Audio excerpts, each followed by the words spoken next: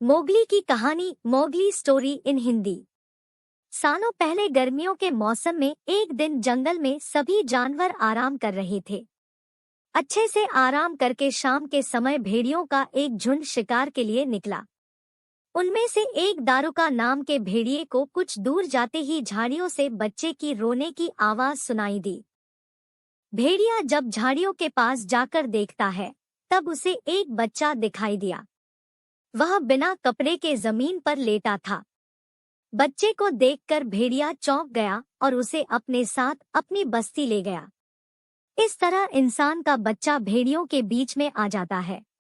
बच्चे को भेड़ियों के बीच देखकर उस जंगल में रहने वाले शेर खान को गुस्सा आ जाता है, क्योंकि वही उस बच्चे को इंसान की बस्ती से उठाकर खाने के लिए लाया था। भेड़िया अपने परिवार की ही तरह इंसान के उस बच्चे को भी पालता है। उसके परिवार में कुछ छोटे भेड़िए और उनकी मां रक्षा थी।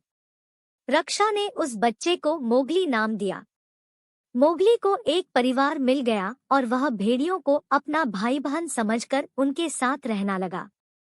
दारुका ने भी अपनी पत्नी रक्षा को बता दिया था कि इस बच्चे को शेर खान के नजरों से बचाकर रखना, क्योंकि वो बच्चे को खाना चाहता है। रक्षा इस बात का पूरा ख्याल रखती थी। वो अपने बच्चों और मोगली को कभी भी अपनी नजरों से दूर जाने नहीं देती थी। एक तरफ कुछ समय बीतने के बाद जंगल में रहने वाले सभी जानवर मोगली के बहुत अच्छे दोस्त बन गए। दूसरी तरफ शेर खान दूर से ही मोगली पर नजर गड़ाए रखता था। वह मोगली का शिकार करने के लिए उचित समय के इंतजार में था। भेड़ियों के झुंड का नेतृत्व एक बुद्धिमान भेड़िया कर रहा था। उस दल में बल्लू नाम का भालू और बघीरा नामक एक पैंथर भी था। सभी एक जगह एकत्रित होकर मोगली को लेकर बातें करने लगे। उनका कहना था कि हमें मोगली को भेड़िए की तरह ही पालना होगा। इस पर झुंड का सरदार अपने साथी बघीरा और बल्लू को बोलता है कि तुम दोनों मोगली को जंगल के नियम कानून सिखाओगे, साथ ही मोगली की रक्षा भी करोगे। इस तरह मोगली को जंगल में रहते रहते 1 साल बीत जाता है। मोगली धीरे धीरे करके बड़ा होने लगा और उसके बड़े होने तक बल्लू और बघीरा मोगली को सारे नियम कानून के साथ ही खुद की रक्षा करने का तरीका भी सिखा देते हैं। मोगली बड़े होने तक कई जानवरों की भाषा सीख जाता है। साथ ही वह आसानी से पेड़ों पर चढ़ना, नदी में तैरना व शिकार करना भी सीख गया। बघीरा ने मोगली को इंसानों द्वारा बिछाए फंदे और जाल से दूर रहने और जाल में फंसने के बाद उससे बाहर निकलने के तरीके सिखाए। एक दिन समूह में रहने वाला एक भेड़िए का छोटा बच्चा शिकारियों के बिछाए जाल में फंस जाता है।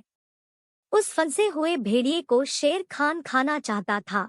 तभी शेर खान से पहले मोगली वहां पहुंचकर नन्हे भेड़िए को बचा लेता है। शेर खान को यह सब देखकर बहुत गुस्से आ जाता है। फिर शेर खान कुछ दिनों बाद मोगली को पकड़ने की कोशिश करता है, लेकिन वो उसे पकड़ नहीं पाता। गुस्से में शेर खान फैसला लेता है कि वो मोगली को पकड़ने के लिए बंदरों की सहायता लेता है। सारे बंदर जंगल के दूसरे हिस्से में रहते थे। वो सारे बंदर काफी खतरनाक थे। शेर की बातें सुनकर बंदरों का राजा मोगली को पकड़ने के लिए तैयार हो जाता है। बंदरों का राजा अपने सारे बंदरों को मोगली को पकड़ने का आदेश देता है। 1-2 दिन कुछ बंदर मोगली पर नजर रखते हैं और सही समय मिलते ही मोगली का अपहरण करके उसे घने जंगल से घिरे एक पहाड़ पर ले जाते हैं।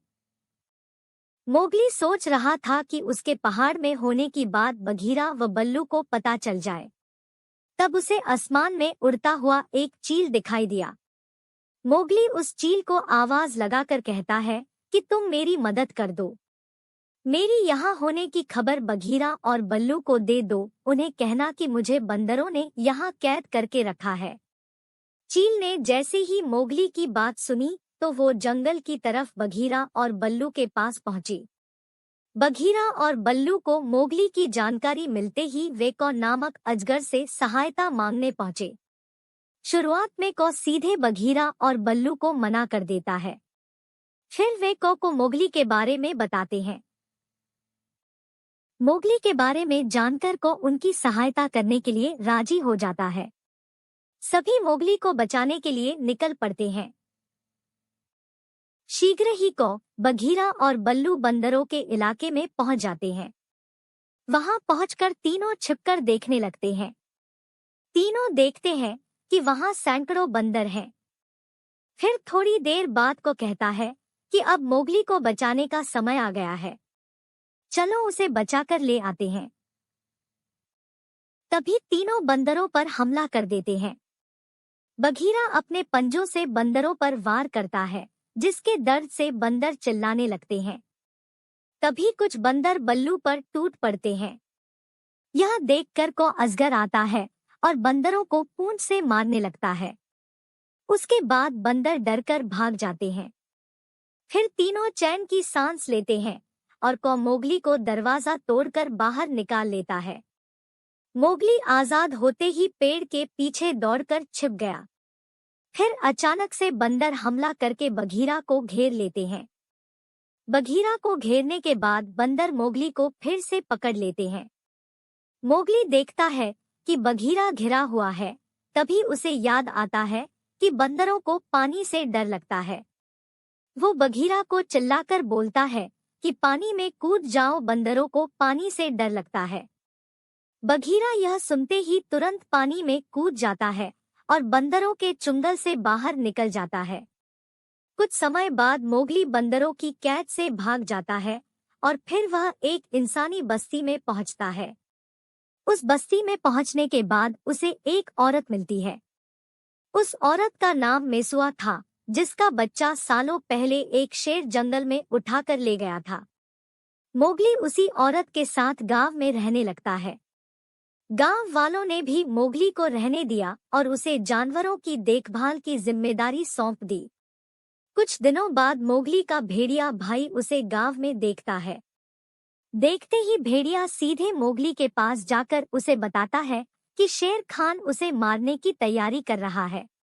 मोगली जान गया था कि शेर खान उसे इतनी आसानी से नहीं छोड़ने वाला है, इसलिए मोगली ने उसे खत्म करने का एक प्लान बनाया। उस योजना में मोगली ने अपने भेड़िया भाइयों की सहायता ली। उसने भेड़िया से कहा कि शेर खान को एक घाटी पर ले आओ। शेर खान के घाटी पर पहुंचने के बाद मोगली ने दोनों तरफ से भैंसों का झुंड छोड़ दिया और खुद भी एक भैंसे पर बैठ गया। शेर खान भैंसों के झुंड के पैरों के नीचे आ जाता है। तभी शेर खान की मौत हो जाती है। फिर मोगली बेखौफ होकर गांव वालों के साथ रहने लगा। कुछ समय बीतने के बाद गांव के कुछ लोगों ने मोगली पर जादू करने का आरोप लगाया और उसे गांव से बाहर निकाल दिया। तब तक मोगली बड़ा हो गया था। वहां से निकलकर वो सीधे जंगल गया। वहां रहते हुए कुछ समय बीता ही था कि उसके भेड़िया भाइयों और बहनों की मृत्यु हो गई। वह अकेले उदास घूमने लगा। तभी उसकी मुलाकात दोबारा मेसुआ से होती है। मोगली अपनी सारी कहानी मेसुआ को बताता है। मेसुआ को यह यकीन हो जाता है कि उसके जिस बेटे को शेर उठाकर ले गया था वो मोगली ही है। मेसुआ अपनी कहानी मोगली को बताती है और फिर दोनों साथ में रहने का फैसला करते हैं। इसके बाद मोगली इंसानों की बस्ती में खुशी खुशी रहने लगता है और समय मिलने पर जंगल जाकर अपने दोस्तों से मिल लेता है। कहानी से सीख, हौसला रखने पर हर मुश्किल दूर हो जाती है। साथ ही हर इंसान को पशु पक्षियों संग प्यार से पेश आना चाहिए। वक्त पड़ने पर वो दोस्त बनकर मदद कर सकते हैं।